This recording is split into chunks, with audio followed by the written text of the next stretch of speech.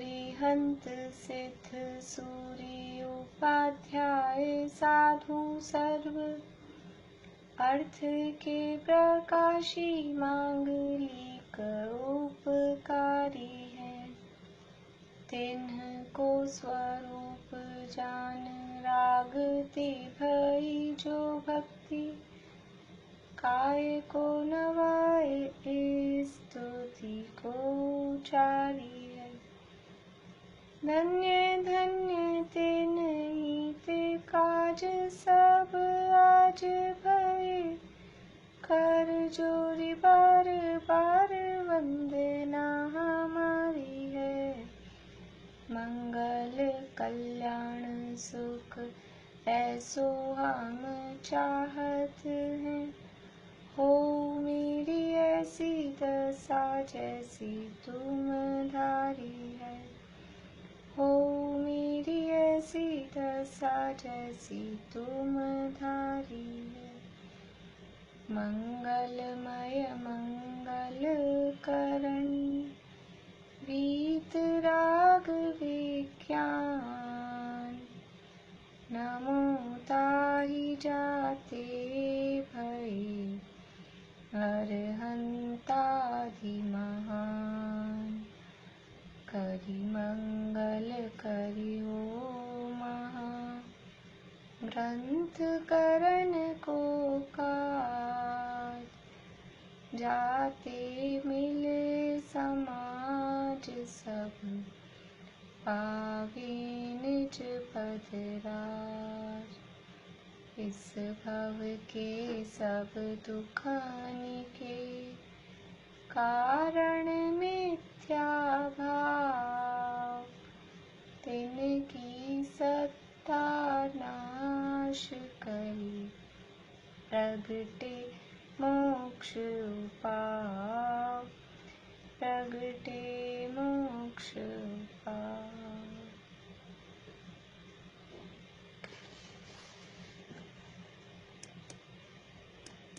प्रश्न के उत्तर देखने मैं बोलती हूँ वही प्रश्न करते हैं, बाकी सरल हैं, आप लोग देख लीजिएगा। मैं पूछ लेती हूँ कुछ।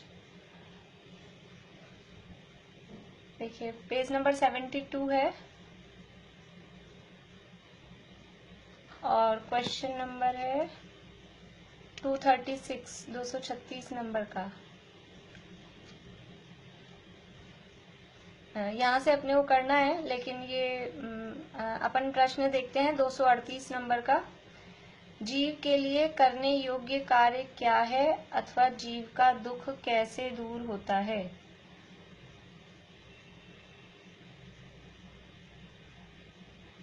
बताओ प्रीति।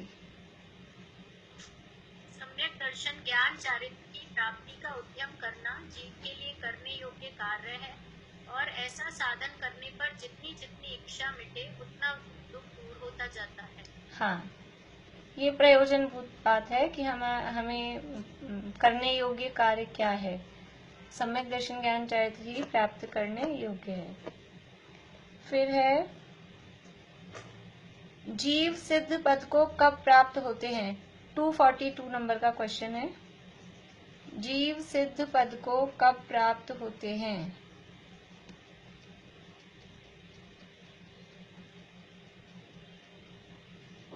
सुनीता आंटी। क्या बोलो? क्या अभी रुकिए एक मिनट। सुनीता आंटी दोबारा बोलिए, आवाज नहीं आई। जब जीव संसार दुखों से छूटने के लिए दुख का मूल कारण इच्छा को दूर करने का उपाय करता है, तब वह इच्छा के मूल कारण अर्थात अज्ञान असंयम का अभाव करने के लिए सम्यक दर्शन ज्ञान चारित्र की प्राप्ति का पुरुषार्थ करता है। तब सबसे पहले मोह का अभाव होता है, जिससे सच्चा सुख प्रकट होता है। फिर ज्ञानावर्त दर्शनावर्त के अभाव करने के बाद अनंत ज्ञान दर्शन की प्राप्ति होती है। कुछ काल पश्चात अघाती कर्मों का भी अभाव होने पर सिद्ध पद को प्राप्त होता है। बढ़िया बढ़िया, बहुत अच्छा। यानी पूरा पैराग्राफ को मैंने लिख भी दिया था, इसमें अपने शब्दों में पूरी बातों को लेना है। सबसे पहले मिथ्यात्व ज्ञान असंयम के अभाव से इच्छा का अभाव हो, सम्यक दर्शन की प्राप्ति हो तो सच्चा सुख प्रकट हो, फिर धीरे धीरे साधना करे तो 4 घातीय कर्मों का भी अभाव हो, उसके बाद में अघातीय कर्मों का भी अभाव होने पर फिर जीव सिद्ध पद को प्राप्त होते हैं।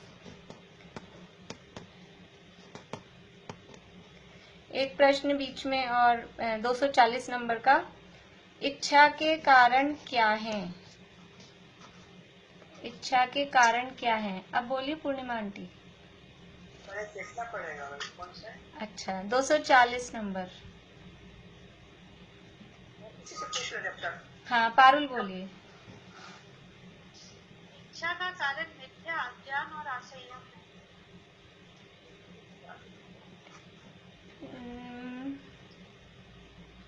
इच्छा का कारण मिथ्या, अज्ञान, असंयम है। और थोड़ा सा कुछ आंसर सही है, गलत नहीं है। और कोई बताना चाहते हैं? प्रीति का हाथ खड़ा हो रहा है। आप लोग जो बताना चाहते हैं हाथ खड़ा कर दीजिए, ताकि फिर मैं मतलब ऐसा नहीं हो, टाइम खराब नहीं हो। हाँ निशा आंटी बोलिए। ज्ञानावरण, दर्शनावरण और अंतराय का अभाव हो तब इच्छा के कारण हो क्षायोक्षमिक ज्ञान दर्शन का तथा शक्तिहीन पने का भी अभाव होता है। अनंत ज्ञान दर्शन भी की प्राप्ति होती है तथा कितने ही काल पश्चात अघाती कर्मों का भी अभाव हो तब इच्छा के बाह्य कारणों का भी अभाव होता है। हाँ, यहाँ अभाव नहीं पूछा था, यहाँ तो पूछ रहे हैं इच्छा के कारण क्या है। प्रश्न ये है, प्रश्न ये है, बात उसमें आ गई। इच्छा के ये बाह्य कारण होते हैं। हाँ, चलिए प्रीति आप बताइए और क्या कुछ। इच्छा का वास्तविक कारण तो मोह है तथा इच्छा के कारण को क्षायोक्षमिक ज्ञान दर्शन और शक्ति का हीनपना, जो कि ज्ञानावरण, दर्शनावरण और अंतराय के क्षयोक्षम के कारण होते हैं तथा इच्छा के बाह्य कारण में अघाती कर्मों के निमित्त से होते हैं। हाँ, बढ़िया। इच्छा के कारण कौन कौन से? मूल कारण तो है मोह, और फिर जो क्षयोक्षमिक ज्ञान दर्शन और शक्तिहीन पना है वो, यानी ज्ञानावरण, दर्शनावरण और अंतराय का जो क्षयोक्षम है वो, और इसके अलावा आघाती कर्मों के उदय से प्राप्त जो बाहरी कारण है, ये सभी चीजें इच्छा के कारण हैं।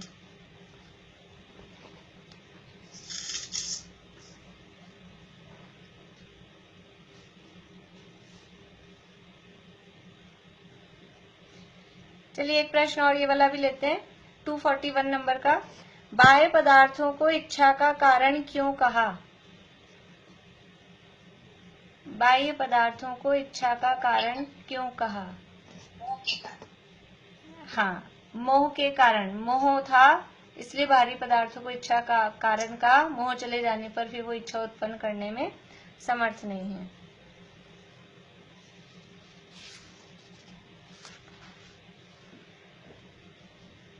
सिद्ध दशा में दुख का अभाव क्यों हुआ?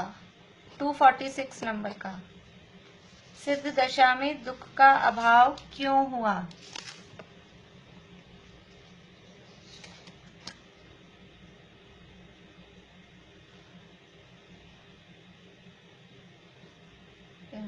पारुल बोलिए। ज्ञानावरण, दर्शनावरण का क्षयोक्षम होने पर तथा उदय होने पर मुख के द्वारा एक एक विषय को देखने जानने की इच्छा से माँ व्याकुल होता था। अब मोह का अभाव, सिद्ध अवस्था में मोह का अभाव होने से इच्छा का भी अभाव हुआ, इसलिए दुख का अभाव। इसमें मैंने लिखा है कि बड़ा है, मतलब इसका आंसर थोड़ा और बढ़ा देना है अपने को। तथा क्या आगे का भी लेना है फिर मतलब? हाँ, पर वो शॉर्ट करके पूरा का पूरा ऐसे कैसे नहीं। निशा आंटी आप बताइए, आपने क्या लिखा है? तो ऊपर की 2 लाइन से लेके ये पूरा पैरा ही लिखा है। अच्छा, प्रीति? तो भाभी आपने मोह के उदय से वो डॉट डॉट डाल रखा था ना? हाँ, तो वो मैंने वही लाइन ही लिखी है बस। मोह के उदय से मिथ्यात्व और कषाय भाव होते थे, उनका सर्वथा अभाव हुआ, इसलिए दुख का अभाव हुआ। हाँ, देखिए ये जो अभी पारुल ने बताया वो तो है ही, उसके बाद में फिर ये, इसलिए मैंने वहां प्लस करके लिखा है +73 पे, तो ये वाला भी अपने को लेना है, इसलिए पूरा छांट के उसको लेना था कि सिद्ध दशा में दुख का अभाव क्यों हुआ, कि ज्ञानावरण दर्शनावरण का शोभशम था, उसके कारण मोह के कारण इच्छा थी तो व्याकुल होता था, अब उनका अभाव हुआ इसलिए दुख का अभाव हुआ। फिर ये मतलब कर्मों के हिसाब से हुआ ना, ज्ञानावरण दर्शनावरण अंतराय का लिया। इसके बाद में ये जो 2-3 पैराग्राफ बीच में आए हैं वो तो सब उसी की डिटेल है ज्ञानावरण आदि की। फिर अब मोह के उदय से मिथ्यात्व और कषाय भाव होते थे, उनका अभाव हुआ इसलिए दुख का अभाव हुआ, तथा इनके कारणों का भी अभाव हो गया इसलिए भी वहां दुख के कारणों का भी अभाव हुआ। फिर आगे वो पैराग्राफ छोड़ के अंतराय के उदय से शक्तिहीन पने के कारण पूर्ण नहीं होती थी तो उसका अभाव हुआ, अनंत शक्ति प्रकट हुई इसलिए भी वहां दुख के कारण का अभाव हुआ। ऐसे करके ये आघाती कर्मों में अगले पेज पे आघाती कर्मों में पाप प्रकृतियों का उदय होने से दुख मान रहा था, यानी 8 कर्मों से वहां 8 कर्मों का अभाव हुआ तो इसलिए वहां भी दुख का भी अभाव हुआ। उस तरह से इसको अपने को देखना है। मैं इसीलिए वही प्रश्न देख रही हूँ जो थोड़े से अलग तरह से जिनके जवाब हैं, बाकी सीधे सीधे लाइन टू लाइन है वो आप देख ही लोगे वो आप लोग।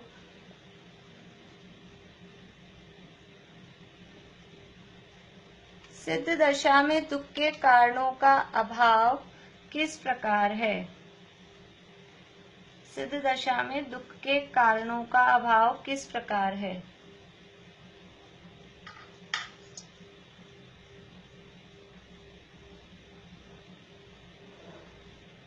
हैंड रेज नहीं दिख रहा मुझे किसी का भी। सुनीता आंटी बोलिए। तथा कसाय भाव के कारणों का अभाव हुआ इसलिए दुख के कारणों का भी अभाव हुआ है सिद्ध दशा में।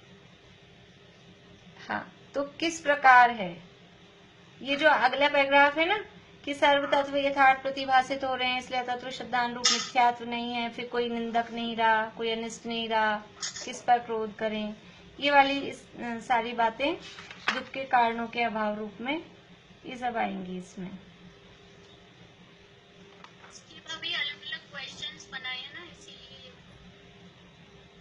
अलग अलग देखो क्वेश्चन तो क्या है, मैं अलग अलग भी बना देती हूँ फिर इकट्ठा करके भी बना देती हूँ, लेकिन ये जरूर उसमें इंडिकेट कर देती हूँ बड़ा है तो फिर वो वापस सारी बातें उसमें आ जाएगी।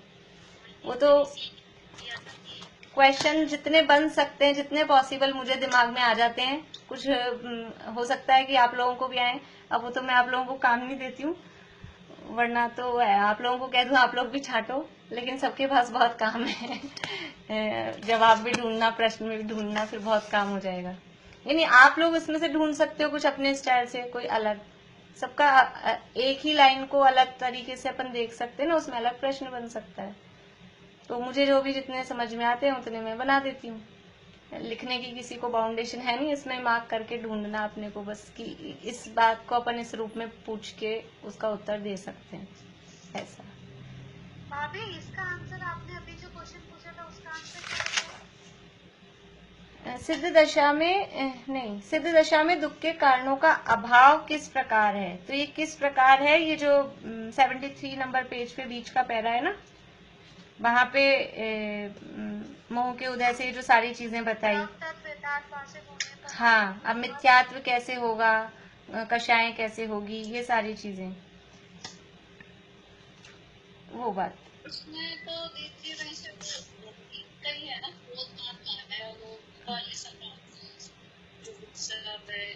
इस बारे जो आप आंसर, हाँ, ये मोह लगाया था, पर मुझे लग रहा है कि इसमें तो कोई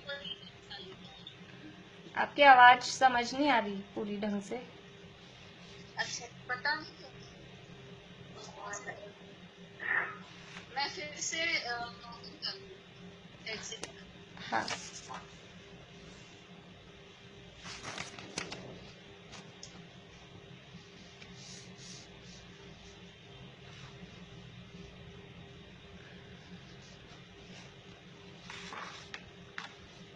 सिद्ध भगवान के दुख क्यों नहीं है, 257 नंबर बीच के वो छोड़ दिए मैंने, वो सारे तो वही वाले हैं, रिपीट हुए वे सारे। 257 नंबर का क्वेश्चन है, सिद्ध भगवान के दुख क्यों नहीं है, सुख के कारण नहीं है, फिर भी दुखी क्यों नहीं है, सुखी क्यों है।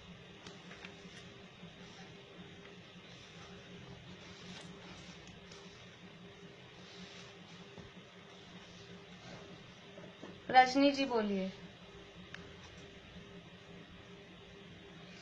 मोह के उदय से मिथ्यात्व और कसाय भाव होते थे, उनका सर्वथा अभाव हुआ, इसलिए दुख का अभाव हुआ, तथा इनके कारणों का अभाव हुआ, इसलिए दुख के कारणों का भी अभाव।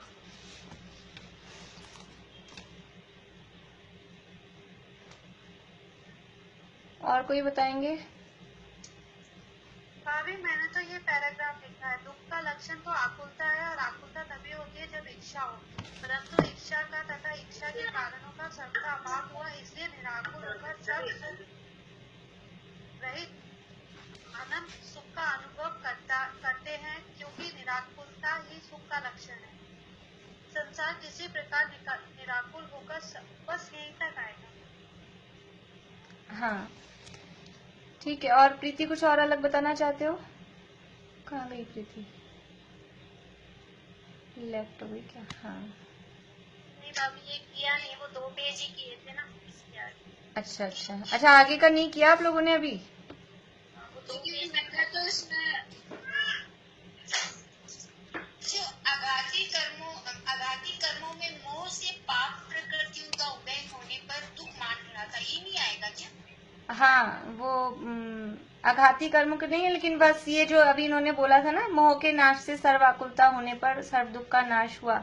प्रश्न ये है कि सिद्ध भगवान के दुख क्यों नहीं है, तो क्योंकि घातिया कर्मों का भी नाश हुआ, घातिया कर्मों का नाश हुआ तो मोह के नाश से सर्व आकुलता दूर होने पर सर्व दुख का नाश हुआ। अब सुख के कारण नहीं है, तो ये जो आगे नीचे बात आई ना कि जिन कारणों से दुख मान रहा था वो तो नष्ट हुए ही, और किन्हीं कारणों से किंचित दुख दूर होने से सुख मान रहा था तो अब दुख ही नहीं रहा, इसलिए दुख के उपचारों का कोई प्रयोजन नहीं रहा। तो इसको दीदी यहाँ से नहीं स्टार्ट करेंगे, आघाती कर्मों से लेके फिर घाती का भी हो गया, फिर सब दोनों आघाती घाती। हाँ वहां से भी स्टार्ट कर सकते हैं, वहां से भी स्टार्ट कर सकते हैं। चलो फिर अगर आप लोगों ने आगे के नहीं देखे हैं तो ये जो कल कुछ 2-3 क्वेश्चन इसमें से जो भी जरूरी होंगे वो लेंगे। ये सब एक ज्योति जी हाँ नीचे वाला पैरा भी आ जाएगा ना, साता के उदय से किंचित दुख मिटाने के कारण औषधि भोजनादिक थे, उनका प्रयोजन नहीं रहा, ये भी आ जाएगा ना। तो 260 पे आएगा, 260 वाले पे। अच्छा 260 वाला। हाँ वो आगे आएगा। ये वही मैं बोल रही थी, 2-3 क्वेश्चन एक के नीचे एक है ना, 259 उसके नीचे वाला हो गया, तो खत्म ही कर लेते हैं ना 2-3 क्वेश्चन। चलो ठीक है ठीक है।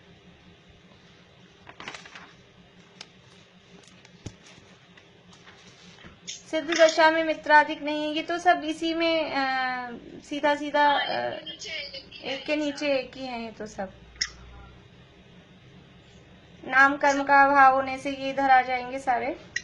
सरल है मेरे ख्याल से, आगे के सब कर लेंगे आप लोग। सारे सरल है आगे से। हाँ तो ये अपन कल किसी को अगर कोई ढूंढे और मतलब जिन्होंने आज नहीं किया और किसी को कोई प्रॉब्लम आ रही हो तो कल इसकी करके मैं आज अभी चौथे अधिकार के डाल दूंगी कुछ प्रश्न, फिर वो चालू करेंगे फिर कल अपन। ठीक है, अभी अपन चौथा अधिकार देखते हैं।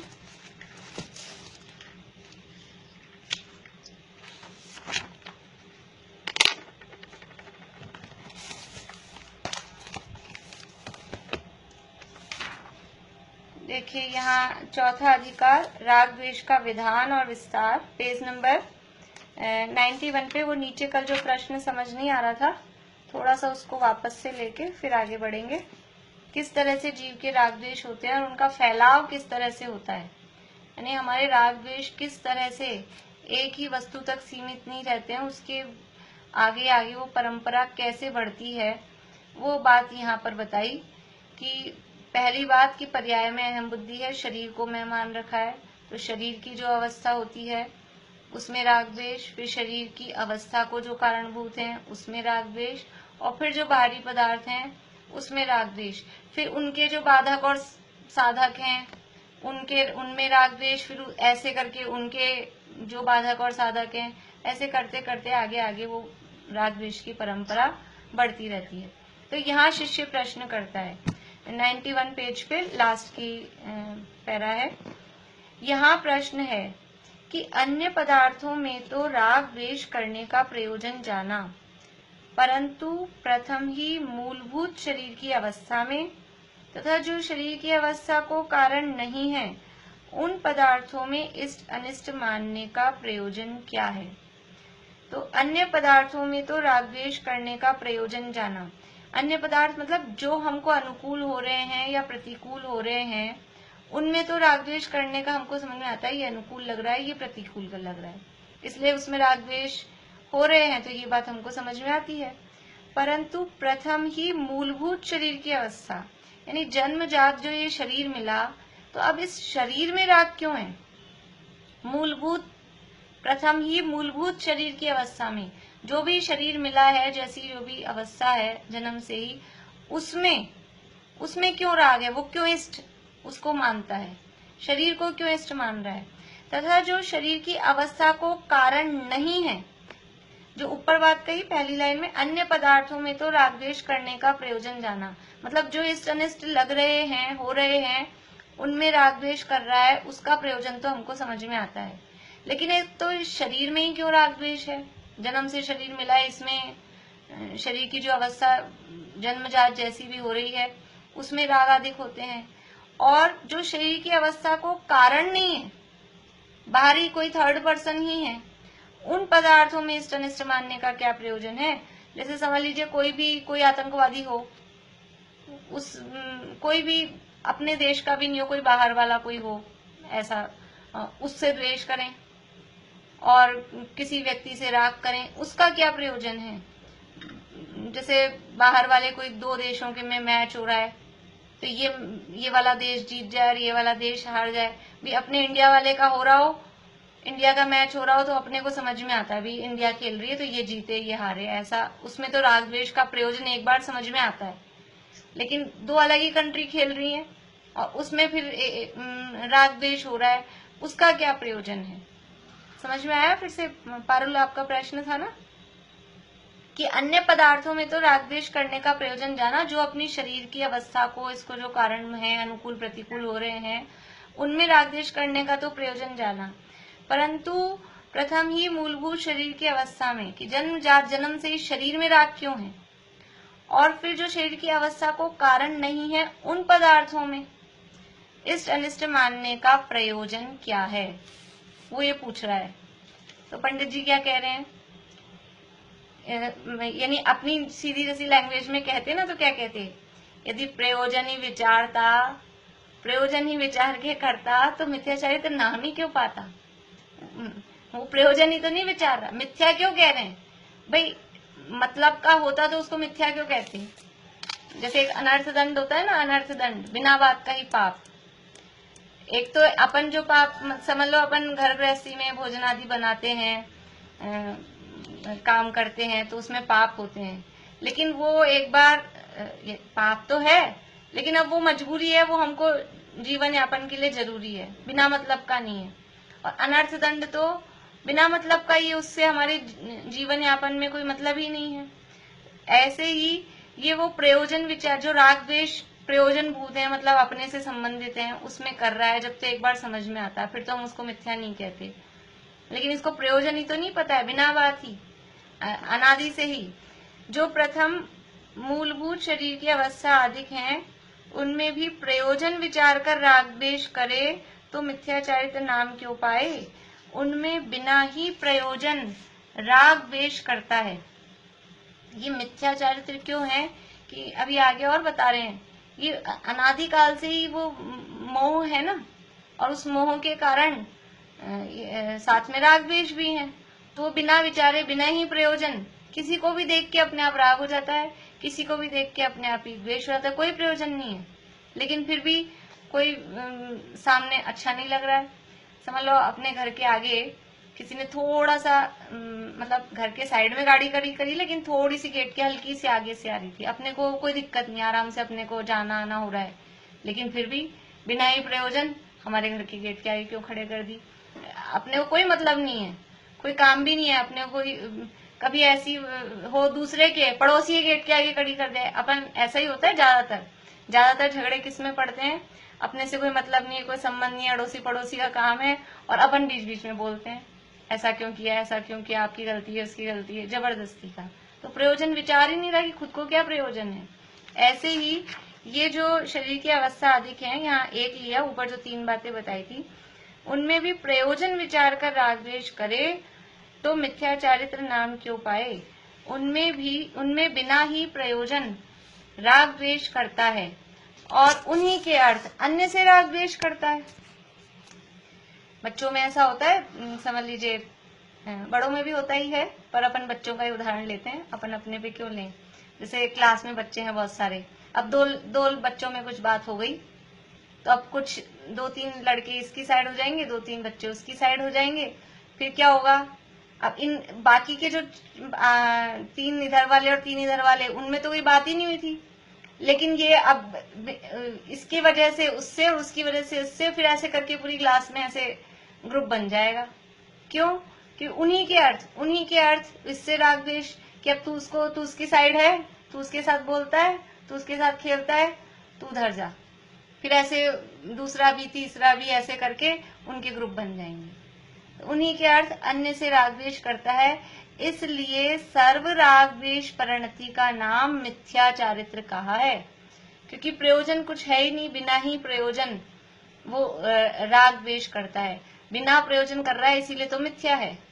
बिना प्रयोजन राग द्वेष कर रहा है और एक के बाद अन्य से सबसे वो राग द्वेष चलता जा रहा है, इसलिए सर्व राग द्वेष परिणति का नाम मिथ्या चारित्र कहा है।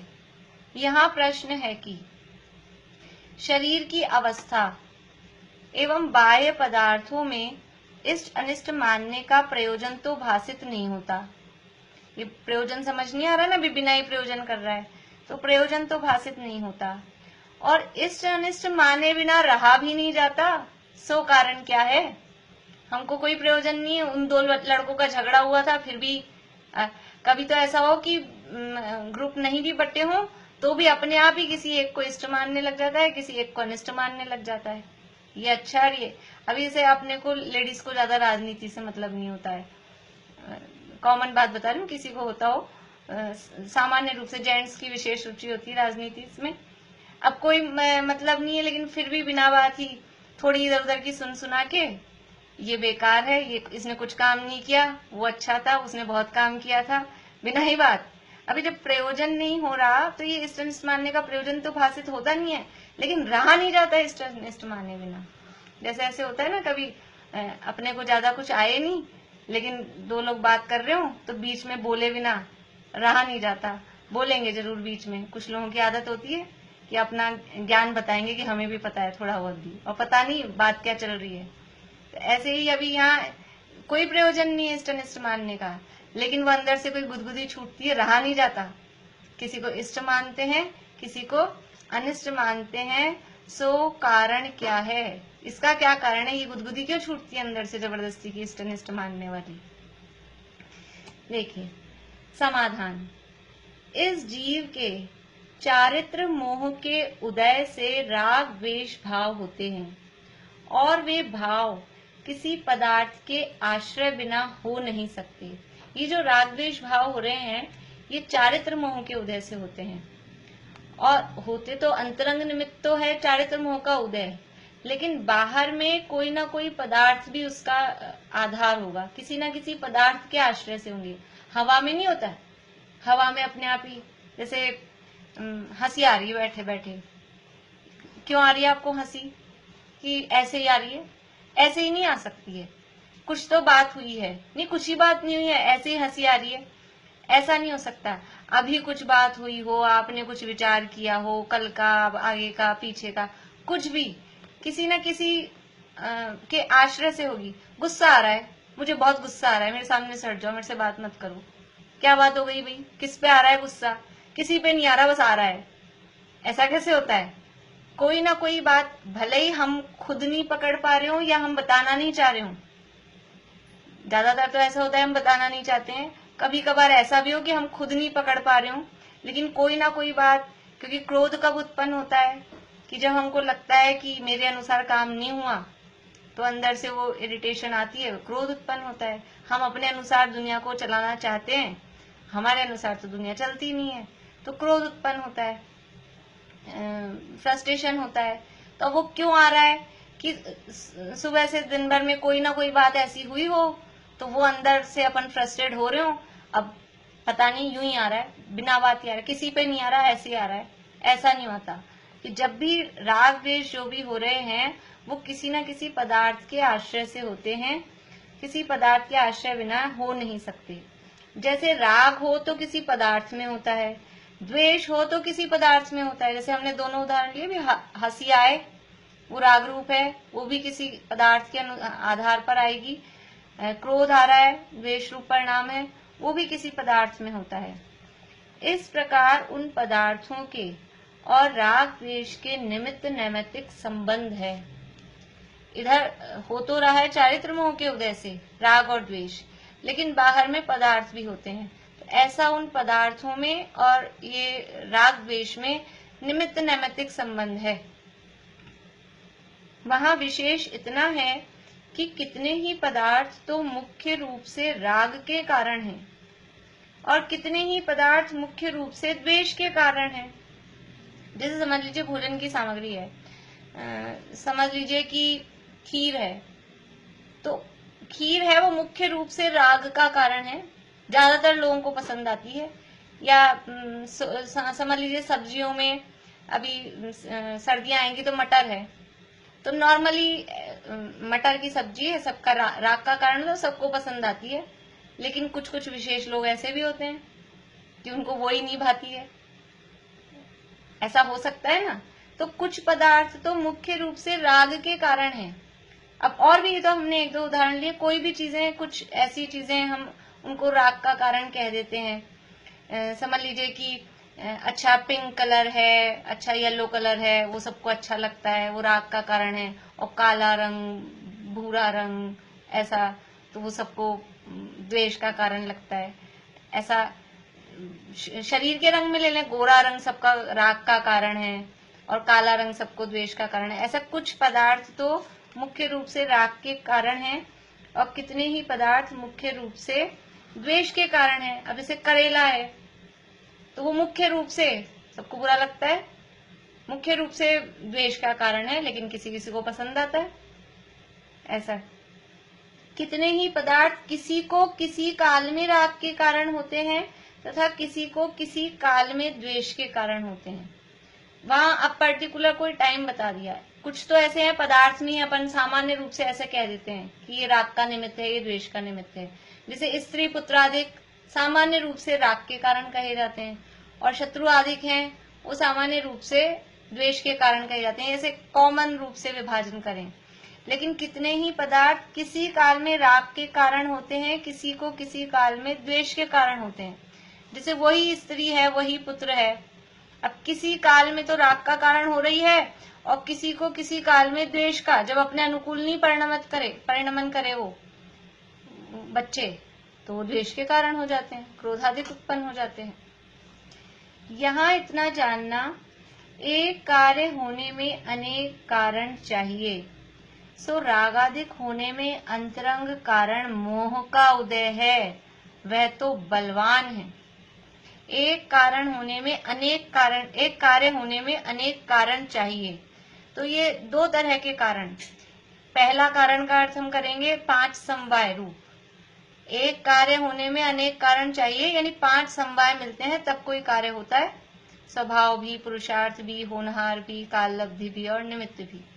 तो एक कार्य होने में अनेक कारण चाहिए, 5 समवाय मिलेंगे तब काम होगा। और अगर कारण का अर्थ हम अकेला निमित्त करें, निमित्त को भी अकेला कारण रूप कहा जाता है।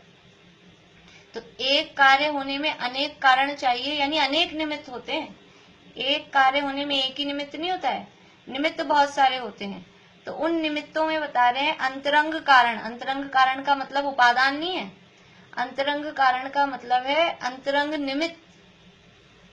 तो रागादि होने में अंतरंग कारण यानी अंतरंग निमित्त कारण वो मोह का उदय है।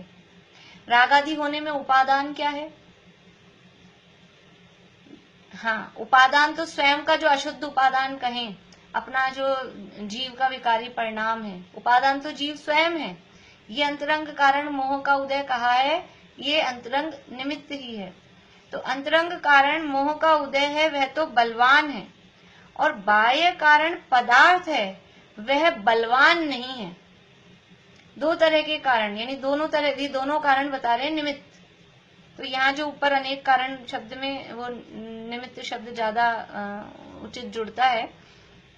रागादि होने में अंतरंग कारण है, वो मोह का उदय है, और वो बलवान है। बलवान है मतलब वो तो होगा ही होगा, वही है ज्यादा निकट का कारण। और बाह्य कारण पदार्थ है, वह बलवान नहीं है। बाह्य कारण कौन से हैं? बाह्य निमित्त कोई भी पदार्थ बनेंगे, अंदर में ये मोह का, चारित्र मोह का उदय है, तो फिर बाहर में कोई भी निमित्त बन जाएगा राग द्वेष का, क्योंकि अंदर में वो कारण उदय में आ रहा है। उदाहरण दे रहे हैं, महामुनियों को मोह मंद होने से, और यहाँ जो मोह का उदय कहा ना, तो ये मोह का उदय भी ऊपर कहा कि चारित्र मोह के उदय से, और इस मोह का उदय जो ये कहा है, तो ये दर्शन मोह प्लस चारित्र मोह दोनों समझ लेना। महामुनियों को मोह मंद होने से बाह्य पदार्थों का निमित्त होने पर भी राग द्वेष उत्पन्न नहीं होते। मोह मंद होने से, दर्शन मोह का तो अभाव ही है, और चारित्र मोह भी कितना मंद है कि 3 कषाय चौकड़ी का अभाव है, 12 कषायों का अभाव है। इसलिए वो मोह मंद होने से बाह्य पदार्थों का निमित्त होने पर भी, बाहर में कैसे कैसे निमित्त बनते हैं मुनिराजों की, गरम गरम लोहे के आभूषण पहना दिए, कभी कोई भोजन में अंतराय हो रहा है, कभी कुछ। हाँ निशा आंटी कुछ पूछ रहे हैं आप? वो दर्शन मोह को आपने कहाँ जोड़ने के लिए बोला चारित्र मोह के साथ? ये अंतरंग कारण मोह का उदय है। ये जो दूसरी लाइन बताई ना, यहाँ एक कार्य होने में अनेक कारण चाहिए, सो रागादिक होने में अंतरंग कारण मोह का उदय है। तो अर्थ तो लेना है वही ऊपर से चारित्र मोह ही, लेकिन उसमें अपने को दर्शन मोह के साथ वाला चारित्र मोह की बात यहाँ चल रही है। यद्यपि राग द्वेष होने में अनंतानुबंधी आ जाएगी फिर तो। नहीं, अनंतानुबंधी तो उसमें आएगी ही। तो रागादिक होने में अंतरंग कारण तो चारित्र मोह ही है, लेकिन फिर भी जो ये मोह राग द्वेष अभी आगे जो बात करेंगे ना, कि वो जो इष्ट अनिष्टपना जो मान्यता है, वो मोह के कारण ही है, दर्शन मोह के कारण ही है। देखिए आगे पढ़ते हैं अपन। महामुनियों को मोह मंद होने से बाह्य पदार्थों का निमित्त होने पर भी राग द्वेष उत्पन्न नहीं होते। पापी जीवों को मोह तीव्र होने से, मोह तीव्र होने का मतलब क्या है? पापी जीवों को मोह तीव्र होने से, तो वो दर्शन मोह के साथ वाला चारित्र मोह है, तो वो मोह तीव्र है, और दर्शन मोह के बिना का चारित्र मोह है, तो वो मोह मंद है। इसमें उदाहरण तो खाली मुनिराज का दिया है, लेकिन चौथे गुणस्थान वर्ती भी, 5वें गुणस्थान वर्ती भी यथा योग्य उनकी परिणति को उस अनुसार लगा सकते हैं। मोह मंद का मतलब है दर्शन मोह के बिना वाला जो चारित्र मोह है, तो वो मोह मंद है, और दर्शन मोह के सहित वाला जो चारित्र मोह है, तो वो तीव्र मोह है। भले ही बाहर में कोई कषाय करते हुए नहीं दिखे, आराम से टीवी चला के और कमरे में बैठे हैं, और कोई गुस्सा नहीं, कुछ नहीं, और जो कहे उसमें हाँ जी जैसा आप करो, बिल्कुल कोई ना न कर, कुछ नहीं। वो तीव्र मोह है कि मंद मोह है? तीव्र मोह है, मिथ्यात्व के साथ में है, तो तीव्र मोह है। तो पापी जीवों को मोह का तीव्र पापी जीवों को मोह तीव्र होने से बाह्य कारण न होने पर भी उनके संकल्प ही से राग द्वेष होते हैं। मुनिराज को कारण मिल रहे हैं। स्वाति कुछ बोलना है? हाँ, ऐसे बोलते हैं ना, जैसे देखो तुम धर्मात्मा हो, इतना पढ़ते लिखते हो, फिर भी तुम्हारे तो इतनी कषाय है, हम तो आराम से सुखी बैठे हैं, हमारे कोई पंचायत ही नहीं है। ऐसा बहुत देखने में भी मिलता है। तो वो लोगों की कषाय नहीं है, ऐसा थोड़ी ना है। ऐसा नहीं है। और वो ही बोलते हैं जो समझते नहीं है, और उनकी ऐसी बात सुन के हमें डिप्रेशन में नहीं आना। मैं पहले भी कई बार कभी क्लास में कही भी हूँ इस तरह की बात, कि बहुत लोग ऐसे मिलेंगे, तुम तो इतना धर्म पढ़ती हो और फिर गुस्सा करती हो। तो वो यही बोलेंगे, उनको कुछ पता ही नहीं है। वो बोलेंगे, उनको ना भूमिका का पता है, ना कषाय किस रूप में होती है, कैसे होती है, कुछ नहीं पता। तो हमको ये नहीं सोचना कि अच्छा तो फिर हमारा धर्म करना बेकार है। हम अगर गुस्सा करते हुए दिख गए और उन्होंने हमको ताना मार दिया कि तुम धर्म कर रहे हो और गुस्सा कर रहे हो, क्योंकि उनको भूमिका का ज्ञान नहीं है। और वो अपने आप को टीवी देखने में और इसमें विषय कषाय में बैठ के अपने आप को मंद कषाई मान रहे हैं। और वहां तो इतनी स्थिति ऐसी दुनिया में तो केवल क्रोध को कषाय मानते हैं, माया और लोभ ही तो कषाय नहीं दिखती हैं। अब वो अंदर कितनी माया हो, कितना लोभ हो, वो किसी को समझ में ही नहीं आता। थोड़ा सा कोई गुस्सा करता हुआ दिखता है तो कषाय दिखाई देता है। कषायों का पोषण नहीं कर रही हूं मैं, कषाय तो बुरी ही है, लेकिन फिर भी क्योंकि हमारी भूमिका कौन सी है, तो हमारी भूमिका में कषायों का अभाव होता है क्या?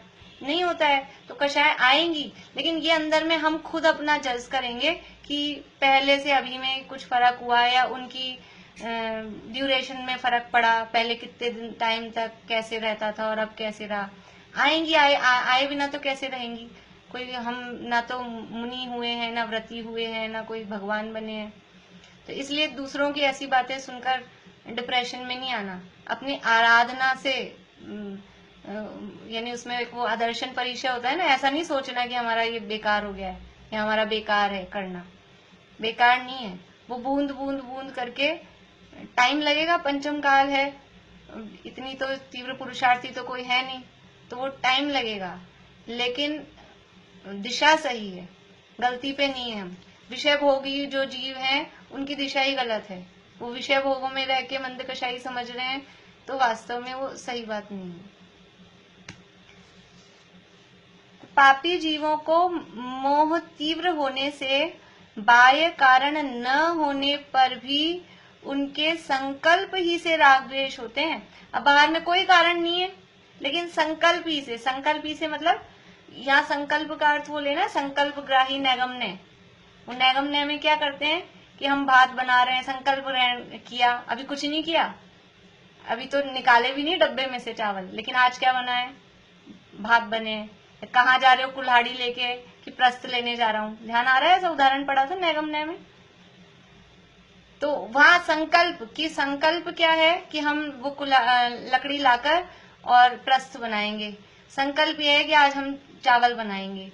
तो ऐसा यहाँ संकल्प मतलब विचार ही से, बाह्य कारण न होने पर भी उनके विचार मन में सोच की, जैसे अभी हंसी की बात करी, मन में सोच की, कभी हंसी आती है और कभी मन में सोच के इतने प्लानिंग, और वो कषाय होती है। इन्होंने ऐसे बोला, फिर इन्होंने ये अगर ऐसे बोलेंगे तो हम ऐसे बोलेंगे, फिर वो ऐसा कहेंगे तो हम ऐसा करेंगे। और संकल्प ही से, बिना बात ही, किसी ने बोला नहीं, पता नहीं बोलेगा भी नहीं, कहा भी नहीं, लेकिन ये संकल्प ही से बिना बात ही वो अज्ञानी जीव, पापी जीवों को, क्योंकि मोह तीव्र है तो बाहर में कोई कारण नहीं है, ना कोई कुछ कह रहा है, ना कोई कुछ बोल रहा है, फिर भी कभी राग होता है, कभी द्वेष होता है, संकल्प ही से, सोचने मात्र से। इसलिए मोह का उदय होने से रागादिक होते हैं। इसलिए निर्णय क्या निकला? ये रागादिक, ऊपर प्रश्न क्या था, जो कारण क्या है, ये इष्टनिष्ठ माने बिना रहा नहीं जा रहा। कारण क्या है? ये मोह का उदय होने से रागादिक होते हैं। उसमें बाहरी पदार्थ निमित्त बनते हैं, बाहरी पदार्थ भी होते हैं क्योंकि किसी न किसी के आश्रय से होता है, परंतु वो जो मूलभूत बलवान कारण है वो मोह का उदय है। वहां जिस बाह्य पदार्थ के आश्रय से राग भाव होना हो, उसमें बिना ही प्रयोजन अथवा कुछ प्रयोजन सहित इष्ट बुद्धि होती है। अब जिसके आश्रय से राग भाव होना है, जिस पदार्थ को उस राग में निमित्त बनना है, उसमें बिना ही प्रयोजन या फिर कुछ हल्का फुल्का प्रयोजन हो तो उसमें इष्ट बुद्धि होती है। ऐसा होता है, कभी कभी अपन ऑटो में गए कहीं इधर से उधर, तो कभी तो किसी ऑटो वाले से अपन ऐसे बार्गेनिंग करेंगे और मांगेगा कितना और फिर कम देना चाहेंगे, और फिर बाद में वो कहेगा आप इतनी दूर ले आए, इसमें तो ज्यादा बनते थे, और 1 रुपया ज्यादा नहीं देना चाहेंगे। और कभी कभी ऐसा होता है कि अपने आप ही भला आदमी लगता है और उसने अपने आप ही पहले से कम मांगे, 10-20 रुपए उसने कम बोले, अपन बैठ तो गए, फिर बाद में ऐसे लगता है कि नहीं, तो उसको अपन ने जितने बनते थे पूरे ज्यादा ही दे दिए, कि उसने गलती से 60 बोल दिए थे लेकिन 80 लगते थे, तो अपन ने 80 दे दिए। ये क्या हुआ?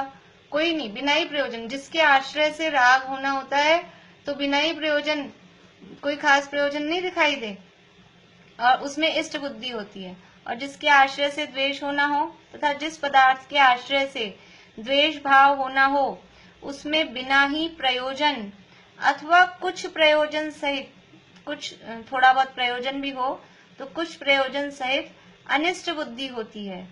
इसलिए मोह के उदय से पदार्थों को इष्ट अनिष्ट माने बिना रहा नहीं जाता। ये मोह का उदय रहता है, होता है अंदर में, तो मोह के उदय से पदार्थों को इष्ट अनिष्ट माने बिना रहा ही नहीं जाता। अंदर उदय मोह का चल रहा है, तीव्र मोह का उदय है, तो जो कुछ देखेंगे, जो कुछ करेंगे, जो सामने आ जाएगा, उसमें राग और द्वेष करे बिना नहीं रहा जाएगा। यानी इतना तक होता है, जैसे अभी जूम पे अपन सब देख रहे हैं ना, तो ये आपकी लाइट थोड़ी सही नहीं पड़ रही है, आपको ऐसे, मतलब ऐसे ऐसे बिना ही प्रयोजन, अपने को कोई प्रयोजन नहीं है, एक दूसरे को देखते हैं, अगर सब दिख रहे हैं तो इनको ऐसे हो जाना चाहिए था, इनको थोड़ा ऐसे करना चाहिए था, उनको बिना ही प्रयोजन इस तरह के ये राग द्वेष मोह का उदय अंदर में होता है, तो बिना बात ही ऐसे परिणाम आते रहते हैं।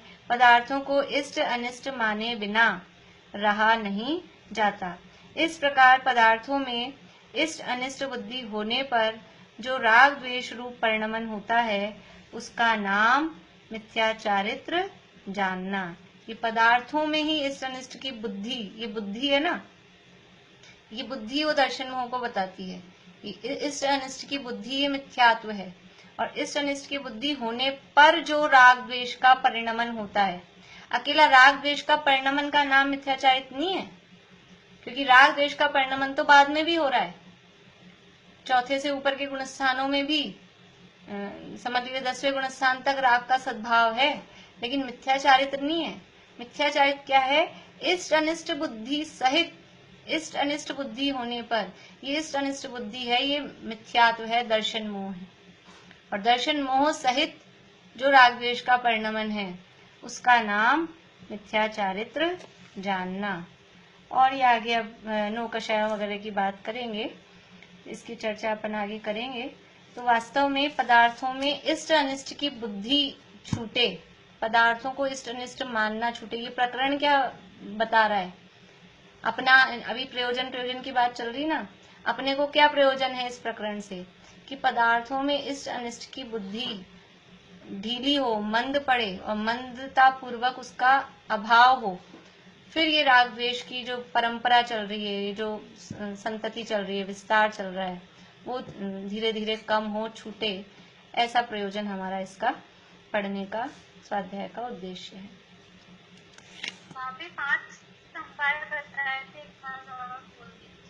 स्वभाव, पुरुषार्थ, होनहार, काललब्धि और निमित्त।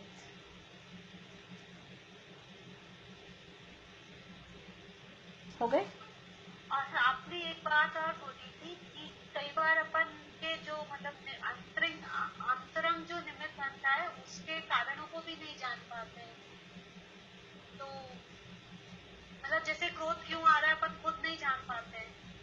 हाँ, वो कभी कभी अपने को खुद को ऐसे समझ में नहीं आता, मतलब बहुत रेयर होता है, लेकिन कभी कभी अपन खुद नहीं पकड़ पाते कि आ रहा है, फिर अपन ऐसे बोलते हैं बस आ रहा है, मुझे क्यों आ रहा है पता नहीं।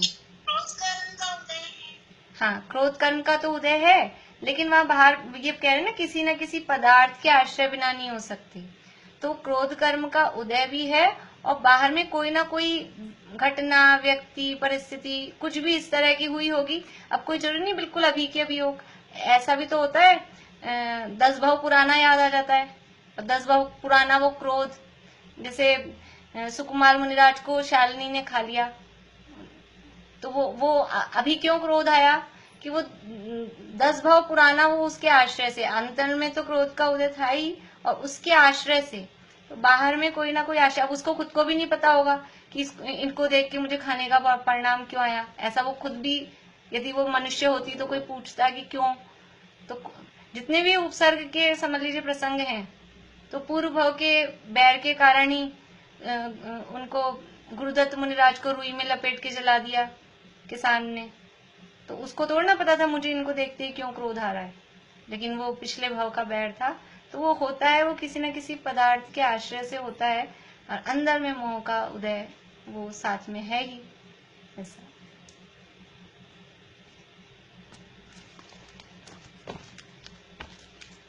जिनवाणी स्तुति बोलते हैं।